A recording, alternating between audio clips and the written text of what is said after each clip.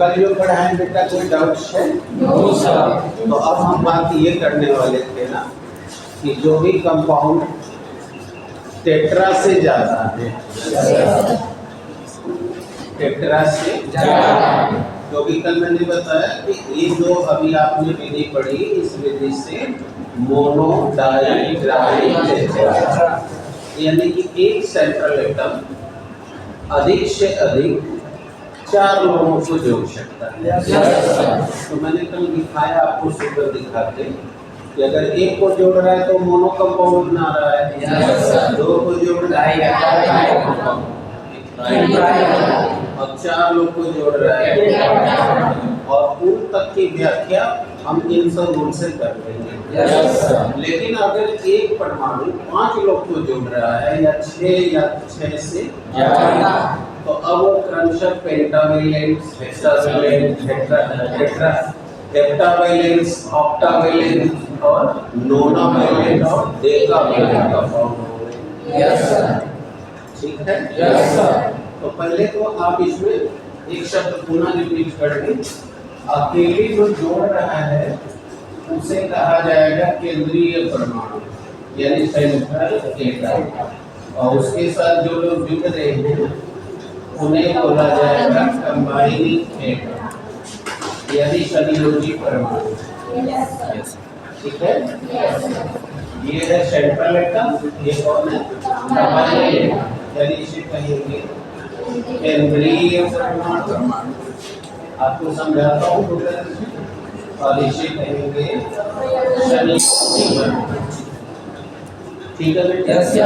जैसे आप ऐसे समझ करिए, मैं आप लोगों का इस समय केंद्रीय परमाणु हूँ, क्योंकि मैं आपको जोड़ने के लिए इलेक्ट्रॉन यानी ज्ञान रूपी इलेक्ट्रॉन दे रहा हूँ, और आप लोग जितनी भी संख्या में यहाँ उपस्थित हैं आप ज्ञान ले रहे हैं। तो बोलिए, आप और हमारा संबंध बना हुआ है कि नहीं? तो मैं हो गया सेंट्रल एटम और आप क्या हो गए? Combining atom. अब याद रहेगा? अब ये बात 2 क्षण याद रखना है। फिर अब 12 में आएंगे तो इसी से यात्रा शुरू होगी, तो फिर वहाँ ये जाके प्रॉब्लम ना हो कि सर सेंट्रल कौन है, कंबाइनिंग कौन है, ऐसा नहीं होगा। That's clear? अब जैसे यहाँ देखिए, इस एग्जाम्पल को देखिए, PCl5, बताइए एक फास्फोरस अकेले 5 क्लोरीन को जोड़ रहा है। अब तो ये हो गया सेंट्रल एटम, ये हो गई कंबाइनिंग एटम। सल्फर हेक्साक्लोराइड, बताइए एक सल्फर 6 लोग को जोड़ रहा है। तो सल्फर हो गया सेंट्रल एटम, अब ये कंबाइनिंग एटम। अब समझ आ गया? प्रॉब्लम? आप कल लिखाए थे कार्बन टेट्राक्लोराइड, वो भी अकेला कार्बन 4 को जोड़ा है। ये है सेंट्रल एटम। कितने लोग बोलेंगे? नहीं।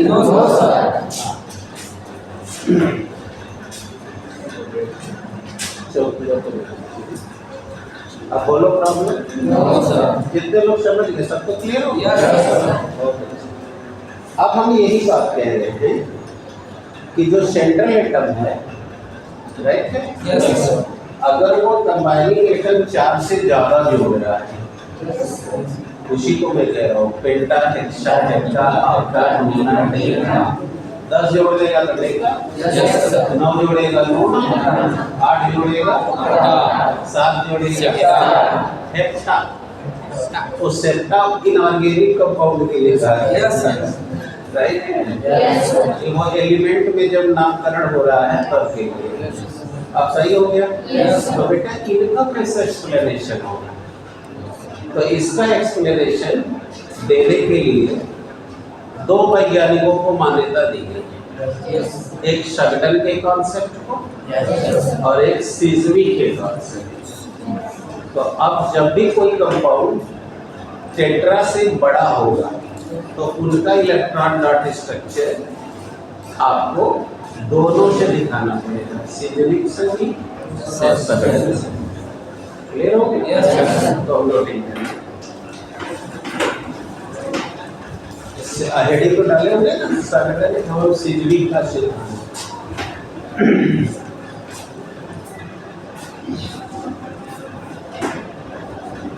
शेल्डन एवं सिस्मिक का सिद्धांत।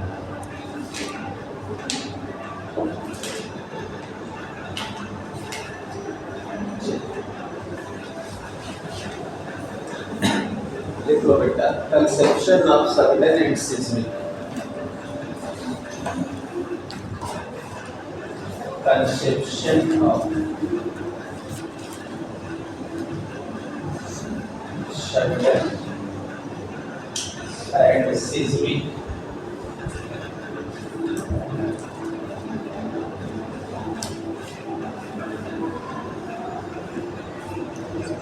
Yes sir. रिप्लेसमेंट करो। यदि कोई सेंट्रल एटम अकेले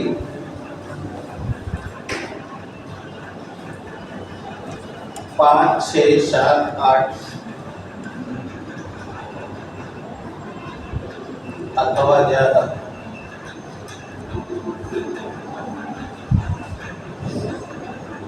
संयोजी परमाणुओं को जोड़कर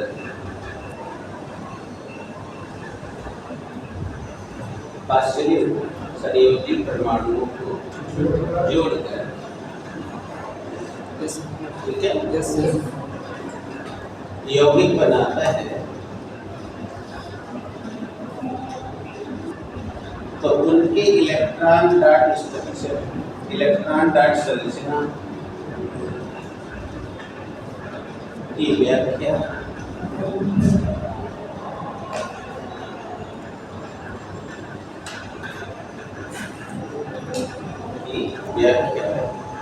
सिस्मिक व सर्वेन के सिद्धांतानुसार की जाती है। If A central atom combine more than 4 atom, combines with more than 4 atoms, so then their structure are explained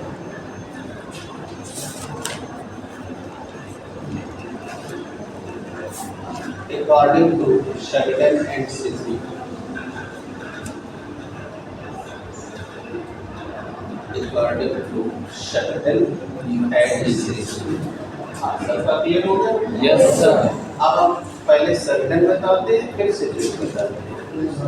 तो पहले लिखिए सर्वेन, शेल्डन का सिद्धांत, प्रिंसिपल ऑफ शेल्डन।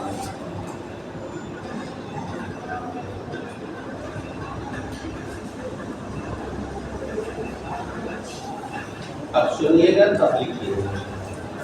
अब देखिए शेल्डन क्या कहते हैं बेटा, आपको याद है ना कि संयोजन की क्रिया में कोई भी परमाणु अपनी बाहरी कक्षा पूरी करने के लिए ही जुड़ता है। और जब उसके सबसे बाहरी कक्षा में 8 इलेक्ट्रॉन हो जाते हैं तो बोलो उसकी कक्षा पूर्ण मानी जाती है।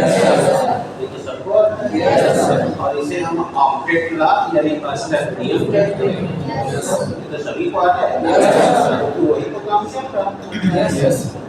तो ये कहते हैं, मुझसे बेटा पूरी ये कहते हैं कि कोई भी परमाणु जब भी संयोजन करेगा तो उसके बाहरी कक्षा में 8 ही इलेक्ट्रॉन रहेंगे, उससे ज्यादा नहीं हो सकता। अर्थात उन्हें अष्टक नियम का पालन करना ही होगा। अब आप जानते हो कि बिना इलेक्ट्रॉन के देन लेन के संयोग होता नहीं। तो ऐसे में अगर वो जोड़ रहा है और उसकी बाहरी कक्षा में 8 इलेक्ट्रॉन से ज्यादा हो रही है, तब वह अगले कंबाइनिंग एटम यानी कि संयोजी परमाणु एक इलेक्ट्रॉन उधार देगा और उधार देकर एक विशेष बंध बना लेगा जिसे सिंगलेटन बॉन्ड कहा जाएगा। क्या कहा जाएगा? अब कल पढ़े थे कि एक जोड़ी उधार दिया था, तो एक जोड़ी माने 2 और उसे कोऑर्डिनेट बॉन्ड कहा जाता है। ये कहते हैं कि नहीं, एक इलेक्ट्रॉन उधार देकर के वो जोड़ सकता है,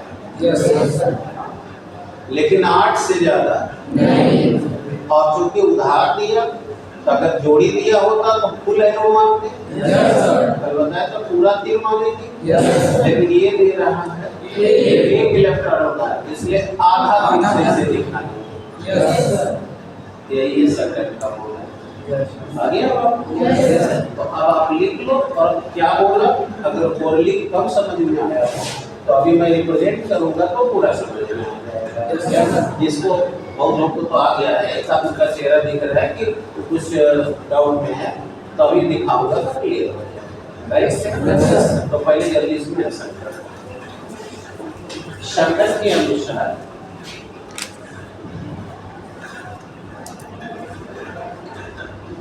सेंट्रल एटम को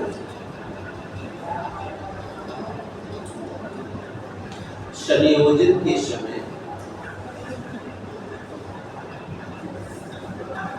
संयोजन के समय अष्टक नियम का पालन करना अनिवार्य है। According to this law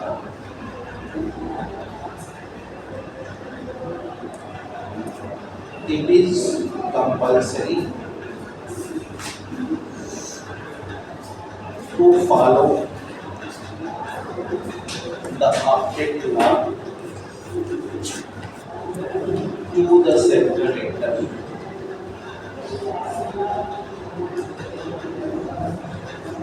at a time of completion. Okay? ऐसे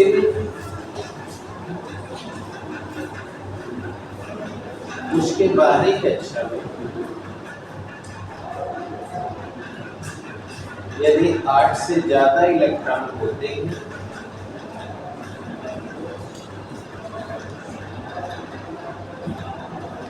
in this situation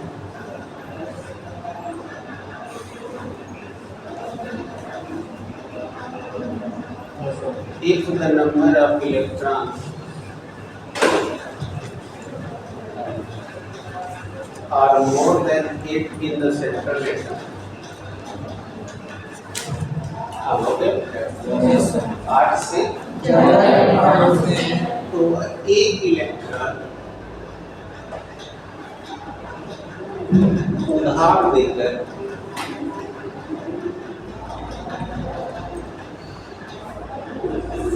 singleton bond बनाता है।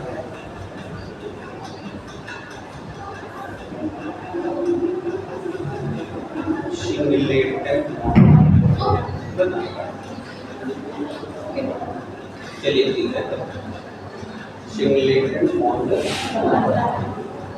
हो गया बेटा? Yes sir. अब कोई प्रॉब्लम? No sir. अब आप लोग उसको पढ़िए, तो भी लिखवा more than 8 in the central atom. More than 8 in the central atom. In the पूरा लाइन पढ़िए। According to this law, it is compulsory to follow the octet law to the central atom at a time of atom. In this situation, if the number of electrons are more than 8 in the central atom, then this central atom may load one electron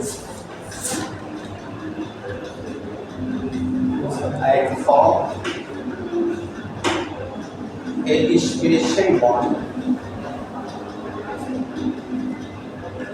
special bond, named singleton bond,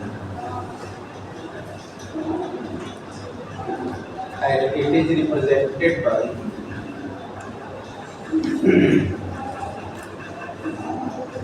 half of the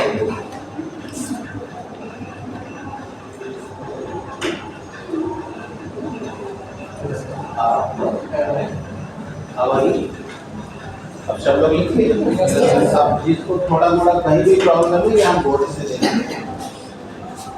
तो हम example ले रहे हैं phosphorus pentachloride. दिख रहा है? बताइए, यह एक फास्फोरस और 5 क्लोरीन से बना हुआ है। बताओ, सेंट्रल एटम फास्फोरस है, कंबाइनिंग एटम क्लोरीन। हाँ, उदाहरण नहीं, पहले सीखो, बुद्धि से सीखा जाता है। ओके? तो सब बच्चे जानते हो क्लोरीन ने बाहरी में शामिल है। हाँ, बोलो, पता है कि नहीं?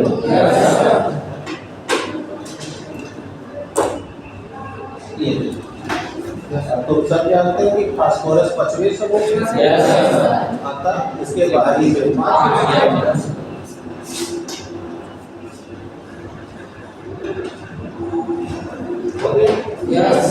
बता, इसके बाहरी में 5 है तो 3 की जरूरत है, 7 है तो 1। अब तुम जानते हो 4 से कम मिलता है।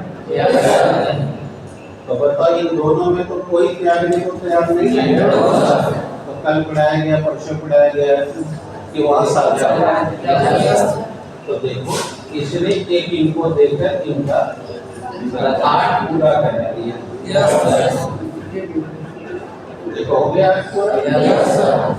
अब ये दिया है तो साझा भी होता है कि जितना देगा तो इस नाते ये सबसे ले लेते, मेरे बारी में 10 हो जाएगा ना। अब क्या कहे हो कि नहीं, उसको भी अपडेट ला का पालन करना पड़ेगा। तो बोलो, ऐसे में बताओ, 2 जानी को वो इलेक्ट्रॉन उधार दे दे और 3 जानी से साझा। अब वो क्या आरती नहीं हो? देखो, 2 2 4 2 6। देखो, इनको 1 इलेक्ट्रॉन उधार दिया है, इनको भी 1 इलेक्ट्रॉन। यहाँ देखो, साझा करना है। आगे आप समझ में अभी बेटा कितने लोग पक्का आ गया। तो अब बताओ, यहाँ तो एक की साझेदारी हुई है, तो यहाँ तो सिंगल बॉन्ड बन गया। Single bond, single bond, single bond. लेकिन देखो, इसको 1 इलेक्ट्रॉन उधार दिया है, अगर यहाँ सिमुलेटेड बॉन्ड देखो, हाथ दिखा रहे हैं। अब ये सी में यही लिखे क्लियर हुआ कि जिनको 1 इलेक्ट्रॉन उधार दे वहाँ हाफ एरो दिखाना है। और उस बंद को क्या नाम दिया जाएगा?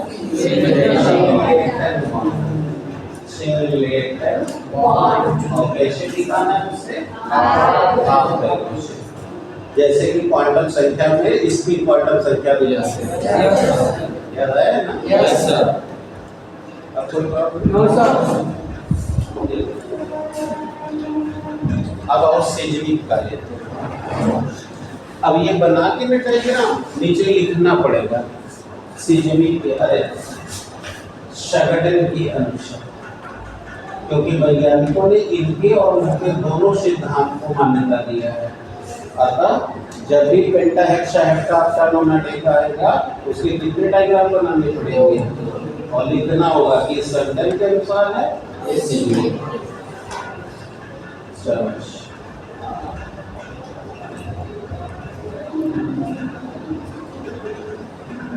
ये नीचे लिख सकते हो शगडन मॉडल। अब चलो सीजवी का बताते हैं।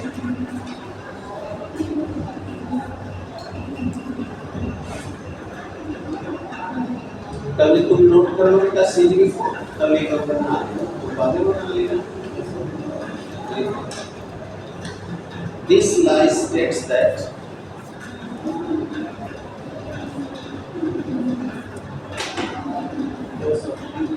it is not compulsory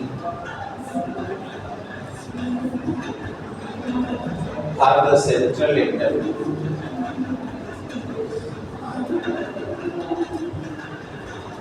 to follow the octet law.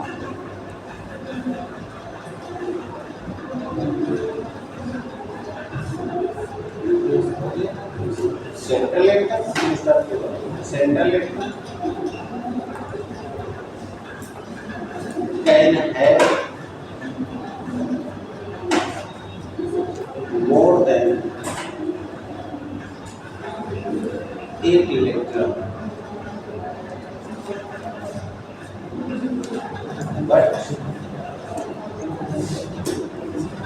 can form only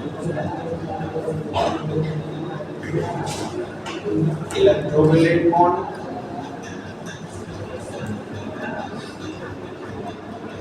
gamma covalent bond,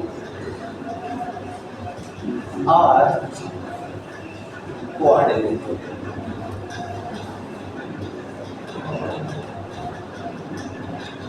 But never singleton.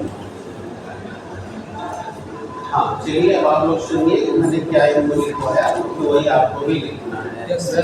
आराम से सुनिए। अब तो मेरे पास डायग्राम भी है, पहले सुनिए। सिजलिंग कहते हैं कि संयोजी परमाणु को अष्टक नियम का पालन करना अनिवार्य है, लेकिन केंद्रीय परमाणु को अष्टक नियम का पालन करना अनिवार्य नहीं है, अर्थात वो बाहरी में 8 से ज्यादा रख सकता है, लेकिन वह केवल जुड़ेगा तो या तो विद्युत से ही जुड़ेगा या सहसंयोजी बंध से जुड़ेगा या सहसंयोजी बंध से ही जुड़ेगा, सिंगलेटन बॉन्ड नहीं। यानी दोनों वैज्ञानिक दो जीरो खड़े हुए, वो कहते हैं नहीं अष्टक नियम का पालन करना होगा और वह electrovalent bond, covalent bond, coordinate bond के अलावा सिंगलेटन बॉन्ड भी बना सकता है। आप ये कहते हैं कि नहीं भैया बॉन्ड बनेगा तो तीन ही बनेगा, चाहे इलेक्ट्रोवैलेंट बने, कोवैलेंट बने या कोऑर्डिनेट बॉन्ड बने, लेकिन सिंगलेटन बॉन्ड नहीं बनेगा। उसको छूट रहेगी, वह 8 से ज्यादा रख सकता है। अब आपके मन में आएगा कि यहाँ दो कंट्राडिक्शन क्यों है, तो ये बात बिल्कुल सही है कि वैज्ञानिकों ने दोनों को मान्यता देना पड़ा, उनकी मजबूरी थी, क्योंकि आप जानते हो डी ब्लॉक में सबके बाहरी के अलावा डी सबसेल को भी बाहरी माना गया, और डी ब्लॉक में जानते हो 3 से 12 समूह है, और पढ़ाया गया था जिस समूह का होगा उसके बाहरी उतना रहेगा, तो 3 में तो 3 रहेगा, लेकिन 12वां में तो 12 रहेगा, 8 से ज्यादा हो गया। इसलिए वैज्ञानिकों की मजबूरी थी कि वो सब सिजली को मान्यता दे। आया बात समझ रहे हैं? नहीं तो डी ब्लॉक के डिफाइन नहीं हो पाता, इसीलिए दोनों सिद्धांत मानना है दिमाग में। कोई डाउट्स? आप लिखिए। इस नियम के अनुसार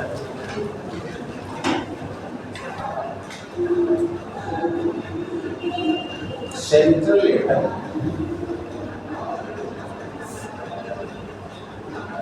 अपनी बाहरी कक्षा में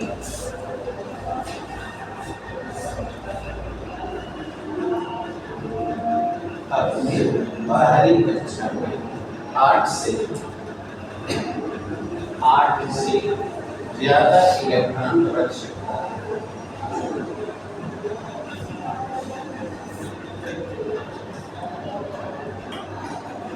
है।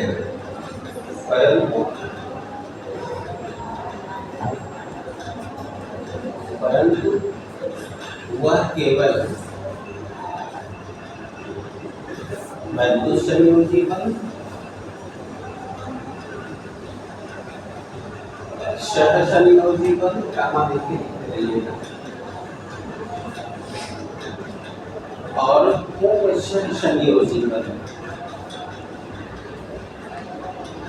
ही बनाएगा।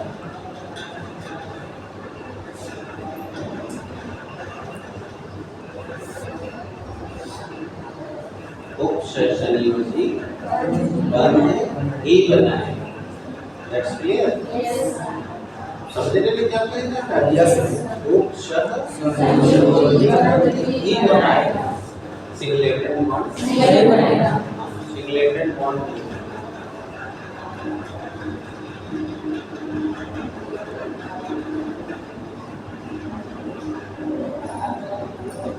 ये वो सबको जान गए दोनों में क्या है?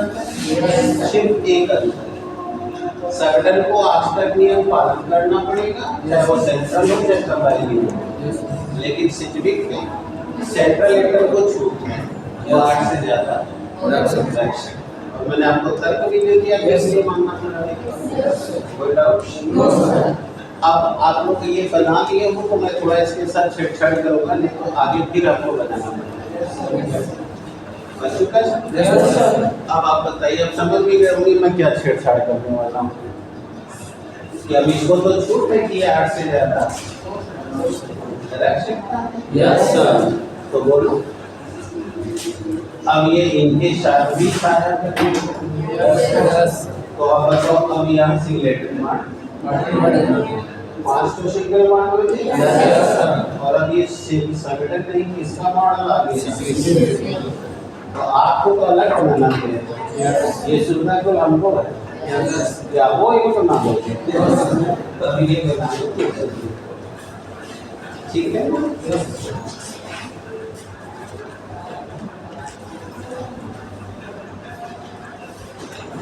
तो अब हम लोग सिज्विक शेल्डन को भी जानेंगे।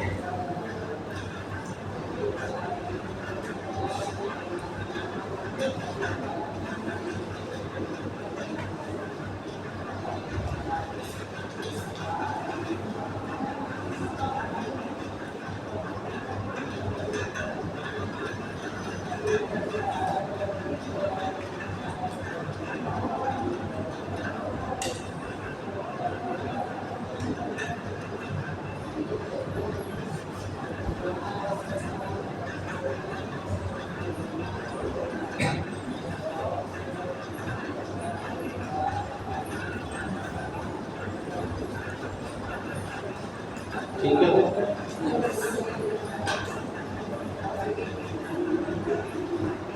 और खास तो अब हम आपको जा रहे थे इलेक्ट्रॉन डॉट स्ट्रक्चर बना के सिखाने। यौगिक का कैसे बनाएंगे, आयन का कैसे बनाएंगे, और न्यूट्रल कंपाउंड का कैसे बनाएंगे।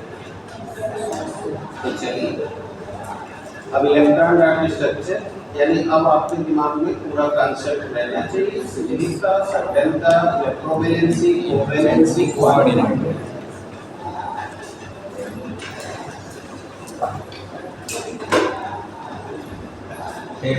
Electron dot structure, electron dot structure of various compound.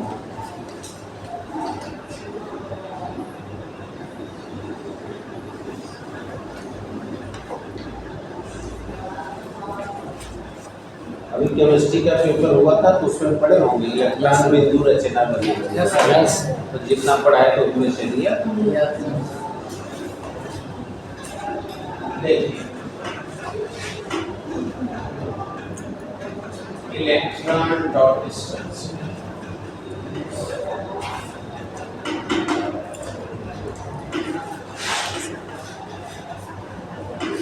अब हम आपको यहाँ पर बताने जा रहे हैं और आपको लिखना पड़ेगा, अपना दिमाग लगाइए। जैसे पहला कंपाउंड ले रहा हूँ कैल्शियम कार्बोनेट। आप अच्छी तरह समझिए कि यह कैल्शियम के एक एटम, कार्बोनेट के एक एटम, ऑक्सीजन के 3 एटम से मिलकर बना है calcium, carbon, oxygen, oxygen, oxygen. अब आप सबको पता है कि ऑक्सीजन छठा समूह का है, अतः उसके बाहरी में 6 2 4 6 2 4 6। आपको पता है कार्बन चौथे का है, उसके बाहरी में 4। पकड़िए, अब देखिए 4 ये हमने एडजस्ट किया। और अब बताइए कैल्शियम दूसरे समूह का है, उसके बाहरी में 2। बहुत से बच्चों को याद है, वो 4 को छोड़कर, जो नहीं पढ़ते हैं तो नहीं याद। अब आप बताओ कैल्शियम के बाहरी में 2 है, कार्बन के बाहरी में 4 है, और उसका फर्क होता ही है। कोई डाउट नहीं है? बोलो इसको अपनी कक्षा पूरी कर देते हैं। इसको इनको और इनको तो मिलेगा। यस सर, मिलेगा। तो जिसको नहीं मिलता वो त्याग करता है। यस सर, और जिसको मिलता है वो ग्रहण करता है।